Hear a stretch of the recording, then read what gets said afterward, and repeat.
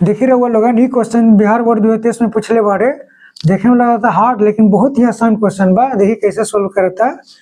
अगर आपका -a से a F x d x अगर इंटीग्रल रहता है तो इसको हम लोग दो प्रकार से इसका आंसर आता है। एक तो आपका इसका आंसर 0 होगा। 0 कब होगा?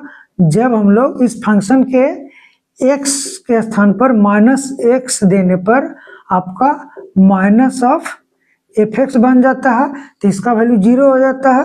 और अगर आपका इस फंक्शन के x के स्थान पर -x देने पर सिर्फ वही एफ एक्स बनता है तो इसका वैल्यू हो जाता है 2 टाइम्स इंटीग्रल 0 से a F x d x हो जाता है। फिर उसको आपको सोल्व करना पड़ता है।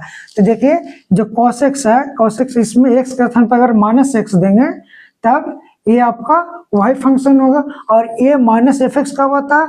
जब आपका फंक्शन ऑड फंक्शन होता है।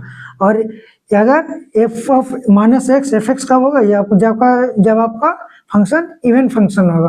तो cos x आपका इवन फंक्शन है तो x के स्थान पर -x देंगे तो इसका वैल्यू चेंज नहीं होगा, सिर्फ आपका cos x होगा। लेकिन यहाँ पर देखिए जब हम लोग साइन में x के स्थान पर -x देंगे, ये हमारा साइन x ऑड फंक्शन होता है तो -x देंगे, इसके पावर में ऑड है तो आपका इसका आ गया है माइनस आना आ जाएगा। यहाँ से आपका बन जाएगा -1 से 1, इसके आगे आपका माइनस हो जाएगा sine 17x into cos cube x d x. इसका वैल्यू आपका 0 हो जाएगा क्योंकि आपका एफ एक्स था, यहाँ पर आपका रहा -f(x). जब हम लोग x के स्थान पे -x रख रहे हैं तब आपका ऑड फंक्शन हो गया, इसलिए आंसर 0 हो गया, आंसर बी हो जाएगा। उसी प्रकार से देखिए दूसरा वाला क्वेश्चन भी cos x आपका इवन फंक्शन है तो x के स्थान पर इसमें हम लोग जब -x देंगे तो इसमें कोई चेंज नहीं होगा।